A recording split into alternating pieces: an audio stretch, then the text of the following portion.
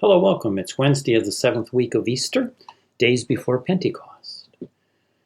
Pentecost is that day when we are reminded that the risen one ascended into heaven, and then, as he promised, he sent us the Spirit, a gift, a helper, an advocate. So what have you learned about gifts?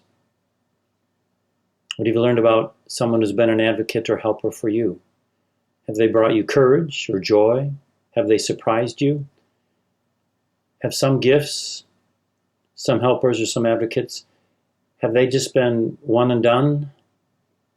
Have you found others that have had great staying power? Some that are greater than one person? So as we prepare for Pentecost, it's good to think about gifts that we have received, or maybe gifts that we are. And are we a helper or advocate for anyone else? What have you learned about that? Again, the gift of the Spirit changed, frightened people, gave them great courage, who began to tell others about this Jesus with great courage and passion and joy. So gifts. We're preparing to receive gifts, and we've been given many. Today, we are in John chapter 17. I just want to read one verse today.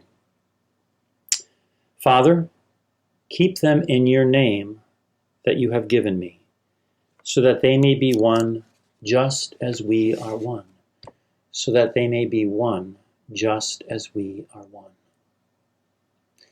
This one thing is not easy, but it's really important. It has something to do very much with God, and therefore I think it has everything to do with where we find greatness and joy and hope and strength.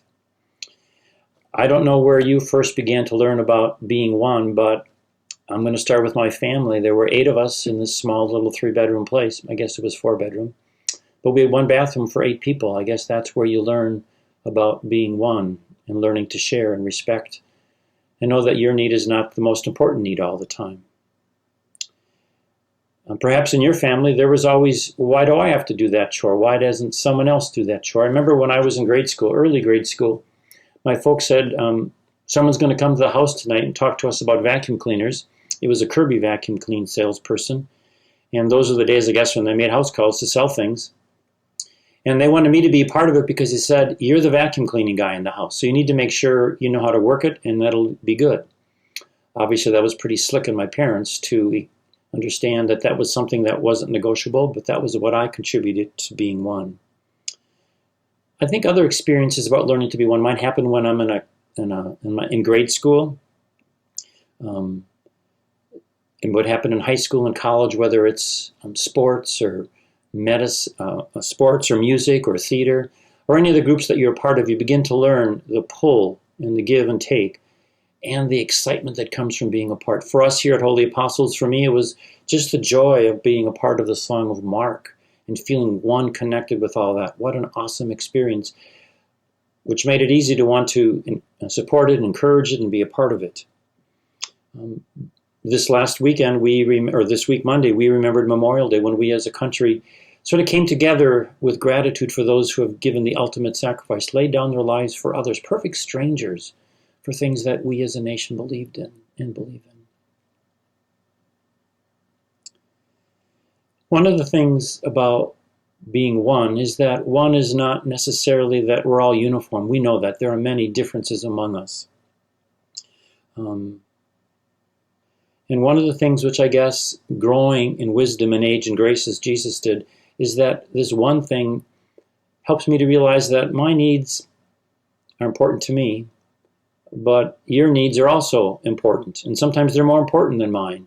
And learning to sort out the give and take, that it's not just me that matters, but that we're all in this together. That's hard, but we know that is where our greatest strength comes from.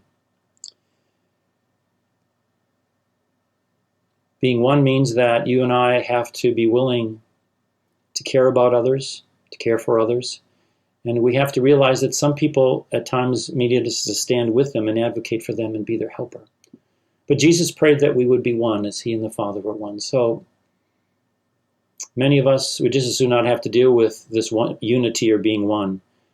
But it's a big part of the message of Christ, being one. So what have you learned about unity and being one? Thank you.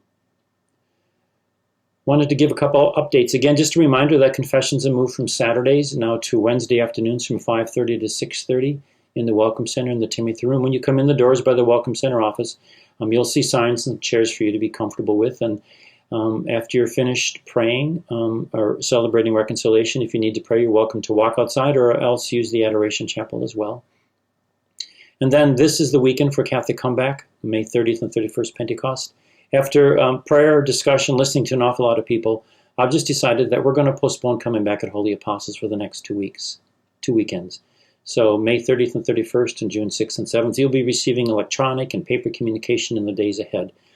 Again, continue to pray for all of us. Pray for those who are suffering. Pray for those who care for the suffering and the frightened. And for those who have lost someone to this terrible virus. Thanks for being a part of Holy Apostles.